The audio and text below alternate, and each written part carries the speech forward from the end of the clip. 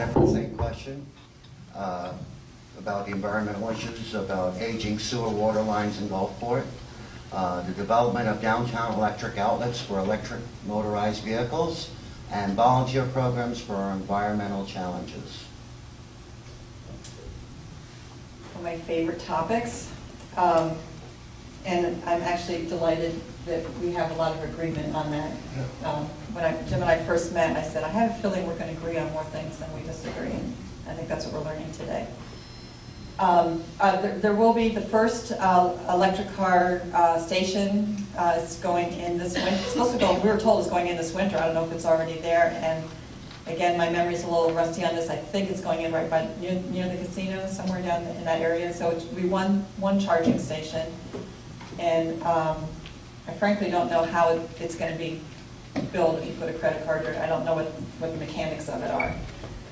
We decided, we had an option to borrow $1 million, up to I think $1 million or maybe even $2 million from a state revolving fund to upgrade our sewers.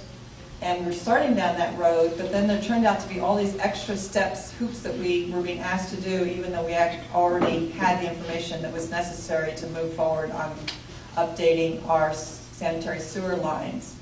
And so we decided, since we had this year excess reserve, which I think definition of excess could be another question, but we had it, that it would make more financial sense for the city just to fund it itself.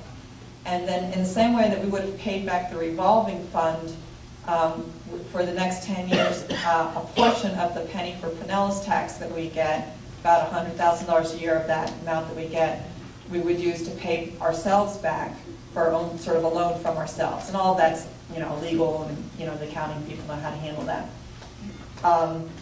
So that's already in place, and I do believe that we're going to be starting work on some of the sanitary sewer restoration this year with that. There's a separate issue, and I don't have this firmly in hand. I'm sure other people can speak to this better, where we have to worry about salt water coming, like over here at Wood Ibis Park, the salt water mixes in with the fresh water, and then somehow it gets into our sewer system, and we end up paying for that sewer. All this is one of the things we contract out. We contract water and sewer with St. Petersburg, and from your water bills that it's even, however much here it's the same as for sewer. And this is just water going into the sewer, and there's no reason, there's no cleaning that has to happen or anything like that. And so that also is part of the work that's being done, is to try to reduce that, because that sewer bill is a big part, is a big amount on our budget.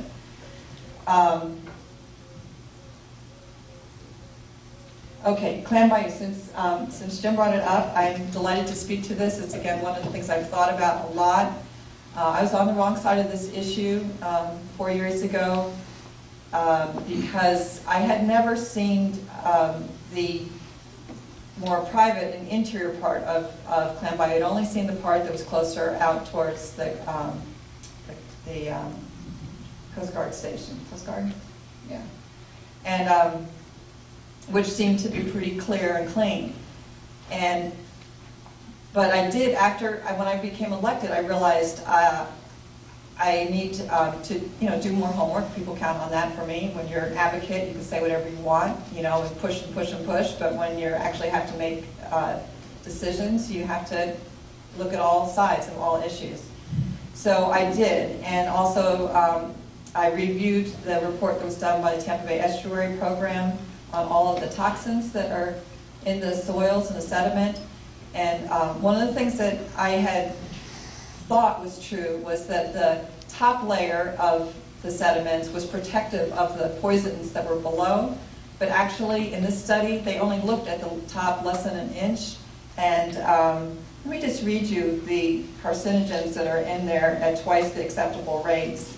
Arsenic, cadmium, copper, lead, zinc, PCBs, P8Hs, lindane, chloridane, DDT. I had to look at this. I started thinking about this when I was running 2 years ago, and I ended up being unopposed. But I knew if I was opposed, and the person who was going to run against me, he would run on this issue. And I thought he's going to ask me in a forum, would you let your son swim in Clam Bayou? Would you feed your 6-year-old now son any food, any fish, fish or shellfish that comes from Clam Bayou?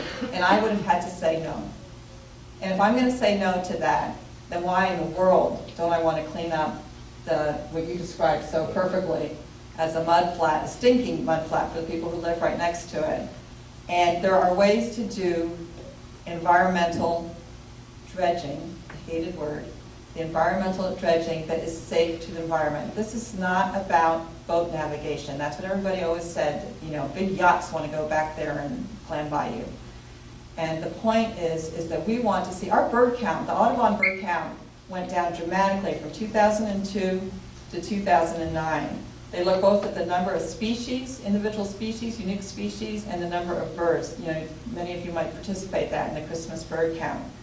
And what they found is in 2002, they had 35 bird species and 2,400 birds on that day. And in 2009, there were 26 bird species and 325 birds. And I have the data for the in-between years, and that trend is going down through that whole time. It's not like it was a freak year. And I haven't had a chance to ask the Audubon Society for the next 2 years, so I'm sure somebody out there will get that, and that'd be great to see it. So, you know, I don't know if that's a direct association to the buildup of sediments. And those sediments come from St. Petersburg. They come from the new Thurgood Marshall Center. Is built in 2002, opened in 2003. Great school, wonderful school, but lots of parking spots and lots of parking, lots of stuff that comes off it. Twin Brooks Golf Course, you know, is a huge polluter into that area. We're not talking just about the flotsam that's going to get picked up now by these new retention ponds they put up out in there, the Swiftmud plan, which were dredged areas of this place is north of our Clam Bayou. That's going to pick up all of that flotsam type stuff or more of it. So I'm talking about the fine sediments coming in with all the stuff. PAH apparently is in the sealants and parking lots.